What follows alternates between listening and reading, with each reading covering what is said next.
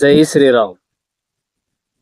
ఈ దీపావళి పండుగ అసలు ఎందుకు వచ్చింది, ఈ పండుగ ఎందుకోసం వచ్చింది అనేది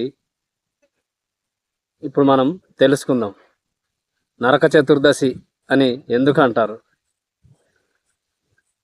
తల్లి చేతిలోనే కొడుకు మరణం జరిగిన కథ ఇది. ఈ కొడుకు తల్లి చేతిలోనే ఎందుకు సావలసి వచ్చింది, మరణం ఎందుకు వచ్చింది అనే కథ ఇప్పుడు మనం ఈ కథ గురించి తెలుసుకుందాం.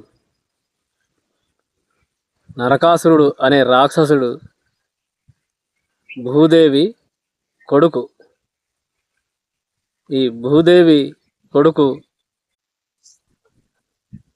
నరక చతుర్దశి అనగా ఏమి, ఈ నరకాసురుడు ఎలా జన్మించాడు, ఎందుకు జన్మించాడు అనేది ఈ వీడియోలో తెలుసుకుందాం. నరకాసురుడు అనే రాక్షసుడు భూదేవి కొడుకు. అది ఎలాగనగా, హిరణ్యాక్షుడు అంతకుముందు చరిత్రలో, అంతకుముందు కాలంలో హిరణ్యాక్షుడు భూదేవిని చుట్టగా చుట్టి ఒక సముద్రంలోకి తీసుకెళ్ళి అక్కడ ఉంటాడు.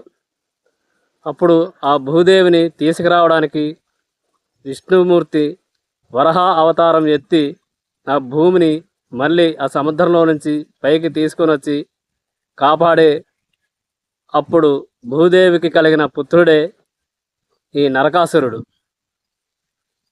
ఈ నరకాసురుడు ఆ భూదేవికి పుట్టిన కొడుకు. ఆ యుగంలో అప్పుడు ఆ నరకాసురుడు కొంతకాలానికి అందరినీ బెదిరిస్తూ రాజ్యాలని గెలుచుకుంటూ ముఖ్యంగా స్త్రీలపై అఘాయిత్యం ఎక్కువ చేస్తుంటాడు.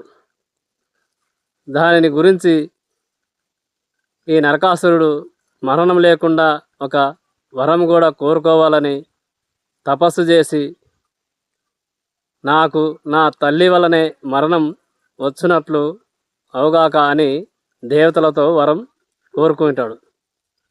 అందుకు తదాస్తు అని అంటారు దేవతలు. ఆ వరం చేత నన్ను ఎవరు ఏమి చేయలేరు, నా తల్లి అయితే నన్ను ఎప్పటికీ సంహరించలేదు అని నరకాసురుడు విచ్చలవిడిగా చెలరేగిపోయి మానవులను, దానవులను చాలా ఇబ్బంది పాలు చేస్తుంటాడు. అలాగే దేవలోకంలోన అందరినీ జయిస్తూ, అందరినీ ఇబ్బంది పెడుతూ, చివరకు ఆ ఇంద్రుణ్ణి కూడా ఎలాగైనా గెలిచి ఆ ఇంద్ర పదవి అలంకరించాలని కోరికతో ఇంద్రునిపై కూడా దండెత్తాడు. ఇక్కడ స్త్రీల విషయానికి వస్తే, స్త్రీలని 60,000 మందిని బంధించి వారిని చేసుకోవాలని అనుకుని ఉంటాడు నరకాసురుడు. అందుకోసం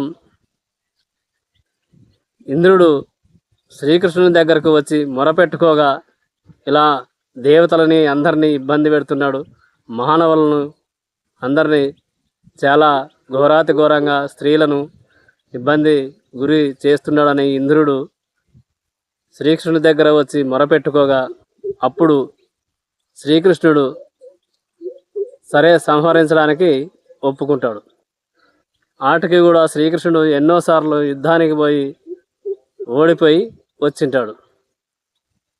అప్పుడు శ్రీకృష్ణునికి తెలుసు, శ్రీకృష్ణుడికి భూదేవికి పుట్టిన కుమారుడు నరకాసురుడని, ఇతని మరణం అతని తల్లి చేతిలోనే ఉందని శ్రీకృష్ణుడు తలంచి సత్యభామను, అప్పుడు పుట్టిన నరకాసురుని తల్లి, ఈ జన్మలో శ్రీకృష్ణునికి ఆ భూదేవే సత్యభామ, ఒక సత్యభామ ఒక్కటి మాత్రమే చంపగలదు అని శ్రీకృష్ణునికి తెలుసు. కాబట్టి యుద్ధము చేసేటప్పుడు శ్రీకృష్ణుని రథసారథిగా తోలుకొని యుద్ధానికి పోతాడు శ్రీకృష్ణుడు.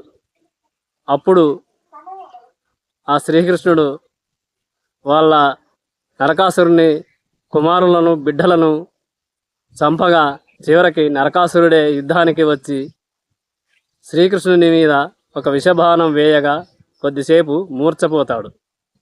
ఆ మూర్ఛపోవటంతో సత్యభామ ఆ విల్లంబులు తీసుకొని నరకాసురునిపై ప్రయోగిస్తుంది. ఆ విల్లంబులు తీసుకొని ప్రయోగించగా నా భర్తనే మూర్ఛపోయేటట్లు చేసినాడని ఆ కోపంతో విల్లంబులు తీసుకొని నరకాసురునిపై ప్రయోగిస్తుంది. అప్పుడు సత్యభామ చేతిలో నరకాసురుడు సంహారం జరుగుతుంది. ఆ నరకాసుర సంహారమే నరక చతుర్దశి అమావాస్య రేపనంగా ఈరోజు నరక చతుర్దశి. నరకాసురుడు సంహరించబడింటాడు సత్యభామ చేతిలో. పొద్దుబడిస్తే అమావాస్య కాబట్టి ఆ చీకటిని తొలగిపోయిందని తొలగించడానికే దీపావళి పండగ జరుపుకుంటారు. ఆ దీపాలు వెలిగించి బాణాలు కొట్టి ప్రజలు హర్షధ్వానాలతో పండగ జరుపుకుంటారు. అదే నరక చతుర్దశి.